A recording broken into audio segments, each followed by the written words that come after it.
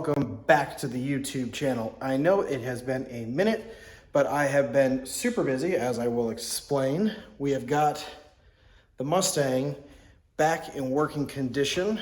It is running faster than it ever has before. It is running better and more consistent than it ever has before. I'm going to explain how we were able to do that just right now. All right, let's get into it. So first of all, the things that we've done to just general upgrades to the car, we have moved to a Mickey Thompson ET Street R's 305s in the rear. These are way stickier than anything I've ever run before. Actually, that's not true. I did run these tires once before and I broke the car. Insert clip of axle brake here.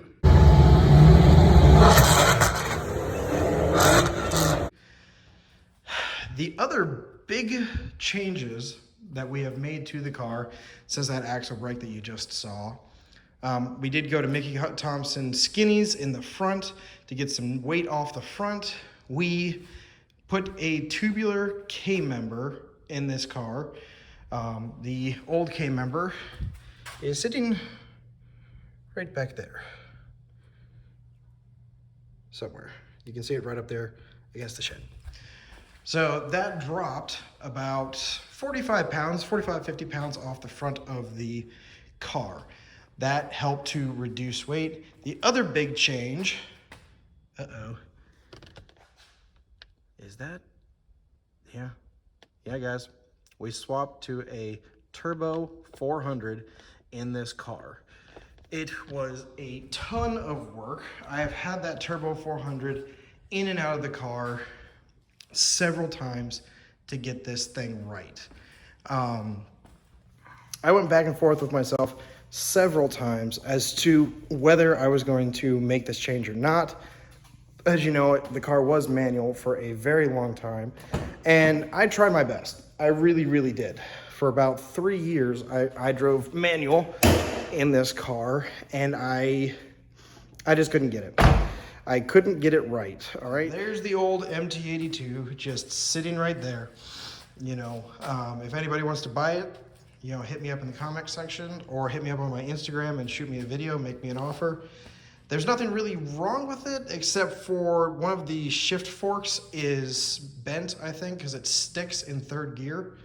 So that's not all that great. But if anybody wants to buy that MT82, you are perfectly, I'm open to selling it. I've also got that twin disc clutch that I put in the car right over there. So we are kind of selling off all of the old stuff. We went with a, you know, how do I tell all of this story in a concise manner? Basically, at the end of the season, we made a decision. Let's open this real quick and talk about it. Basically, at the end of last season, we had kind of hit a wall. And I had a choice to make at that point. Did I upgrade the manual transmission that I already had in the car, make it a lot tougher so I can throw a lot more horsepower at it? Or do I swap to something that would be a lot more consistent? I tried, I really did for a while to make the car as fast as I could on a manual. And I really enjoyed the manual, but I just wasn't getting any faster. I was throwing more horsepower at it and I was basically running the exact same times, not making any difference at all. And it was starting to hurt the transmission, I think. So I was like, you know what? Everybody I know runs a manual. Everyone I know runs an automatic. Everybody I know who's going fast and fast in these cars is driving an automatic. It's just how it is. And at that point, we had a decision to make. Do we go with a, 10R80, 6R80? Do we go Turbo 400 or Power Glide? And with the eventual goals of this car, the 10R80 and the 6R80 just aren't going to hold up. They don't make enough horsepower, or they don't make them strong enough to withstand the horsepower we're eventually going to throw at it. So we decided to go with Turbo 400 because that's really just the best you can go with overall. We found an amazing transmission builder here in Raleigh, North Carolina. He's actually up in Lewisburg. His name is Ronnie Johnson, old-timey racer, absolutely amazing. You know, got me hooked up with this transmission. We went with Performance Transmissions, to build our converters. So I've got one converter in there, and I've got one converter in the car. And basically, if we have any problems with them or we need any changes made, we can swap out converters. So that one's actually being sent back to them to get some changes made to it. It also has a pinhole little leak on it itself. So when you run it, it slings fluid. I'll put in a clip right here of it slinging some fluid.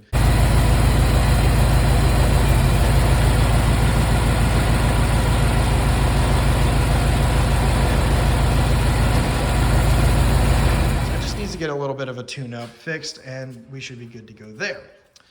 We are still doing the root style Roush supercharger. We have gone down to a 79 millimeter pulley on it, but we are about to go down to a 69 millimeter pulley, which should get us to about 13 pounds of boost.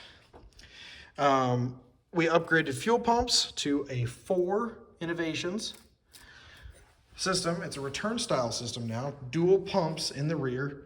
Oh, buddy, you are just being adorable. And daddy's being born, isn't he? Yeah. 1050X injectors. We are on E now. We're making pretty decent power. A funny thing I discovered when you do this, when you go from a manual transmission to an automatic, you actually lose horsepower. You lose horsepower and torque because you're not going through a set of gears anymore. You're going through a fluid. And it just has more parasitic loss. So we threw a whole bunch more horsepower at it and basically stayed at the exact same spot, horsepower number wise, which is somewhere right in the 650, 700 range with this car. So we're like, well, screw it. We're gonna throw more boost at it and see.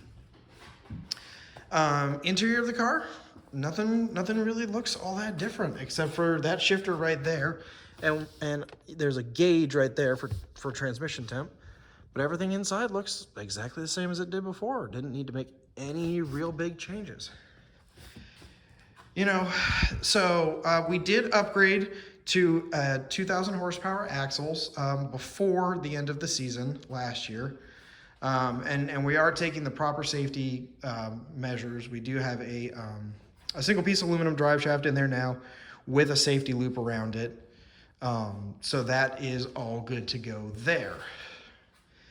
And honestly, now it's just a matter of getting this thing to the track as often as we can and racing. I'm going to throw in a couple clips here of us racing the car. I'm not getting super fast yet. I am about 1.5 seconds faster than I've ever been before, which is pretty amazing. Like last year, I think the fastest I ever ran, right here, I ever ran in the quarter mile was a 12.1 at 118 miles an hour. That's okay.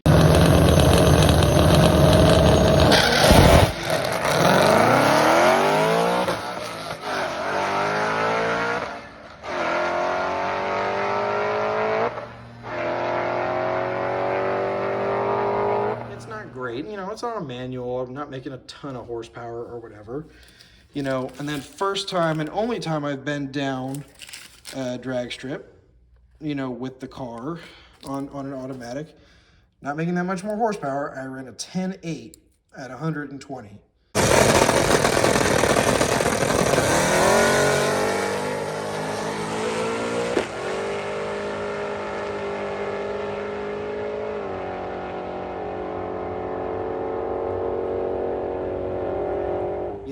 So I know the car's got a whole lot more in it mile an hour wise. The tune kind of fell on its face for a little bit.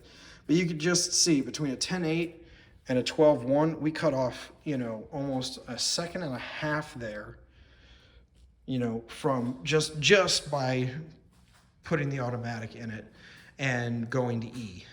And so we're not really making that much more horsepower, but the ET is cut down drastically. So we're gonna keep working on it, and I'm gonna bring you guys along for the ride.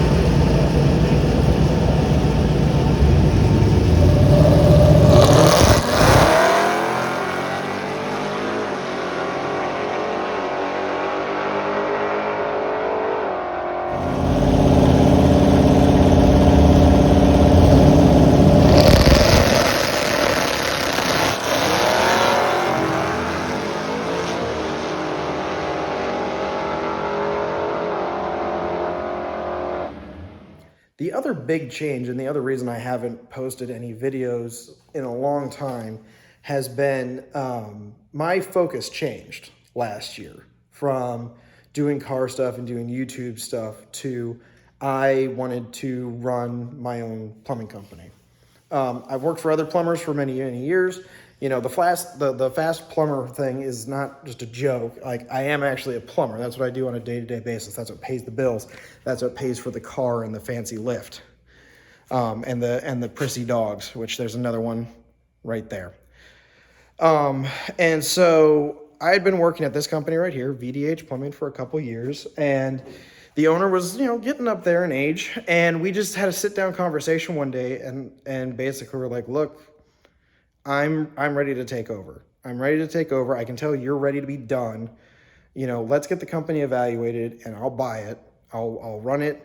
You can take that money as your retirement, as your early retirement. I'll continue to have you come and help me with certain jobs so that, you know, you have a little bit of income still coming in, but that, you know, it's not a jar for me to take over, you know, all at once. And so in September of 2021, I became the owner of VDH Plumbing. We're not very big. We're a small company doing, you know, service plumbing only, fixing people's water heaters, replacing them, drains, leaks, all that stuff. But that had to be my focus for a while. I had to focus all of my finances and everything on buying the company, not putting money towards the car. So the car took the back burner for a little bit. You know, I still drove it around a little bit. You know, I still did some stuff, but I didn't take it to the track anymore.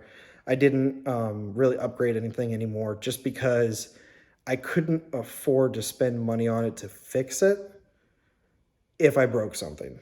And that's the thing about racing that everybody understands, is that if you race and you're out there, you're going to break stuff. Stuff is going to go, it's inevitable. You know, we're constantly pushing stuff to the edge, especially on a manual. You know, manuals, there's so many things that can go wrong so quickly. So, you know, it got shelved for a little bit. It sat.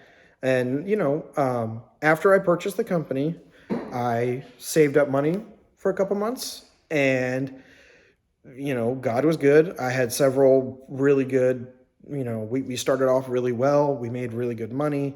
I had several, you know, cash jobs come in, and that was money I got to spend on the car, which was really, really nice. So I was able to afford to do all of these upgrades. Where are we going to go in the future with it? I don't know. I'd really like to, by the end of the season, run a 9.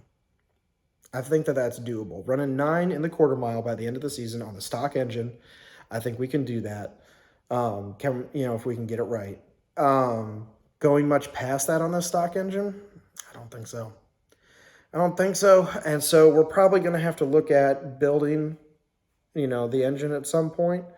And we're going to have to consider what we're doing for a power adder at that point. I like Roush, but if we're trying to go past a 9, you know, into the 8s, you know, or 7 maybe at some point, I don't think that the root style supercharger is going to do it for us.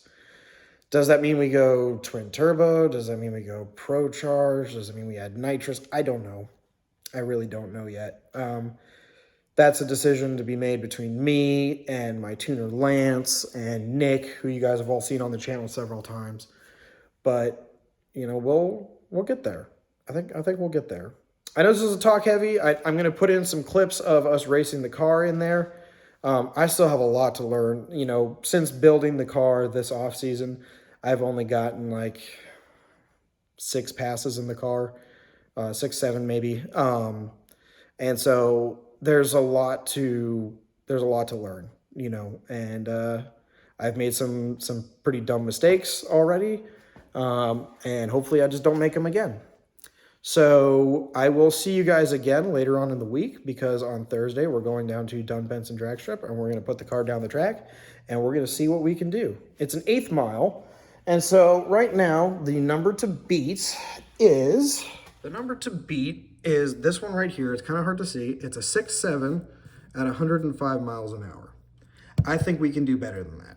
I don't think, I know we can do better than that. So, but that currently stands as our fastest 1/8 mile pass, and this 10.8 stands as our fastest 1/4 mile pass. Uh-oh, he's dead. Oh, hello. Hello, Papa. Uh-oh, someone's being jealous. Yeah, is someone being a jealous face? Hello, jealous face. Yeah, Saphira and Thorn. Good doggos. All right, guys, I'm gonna end it off there. Saphira, can you say bye? She's showing you her butt. That is how she says bye.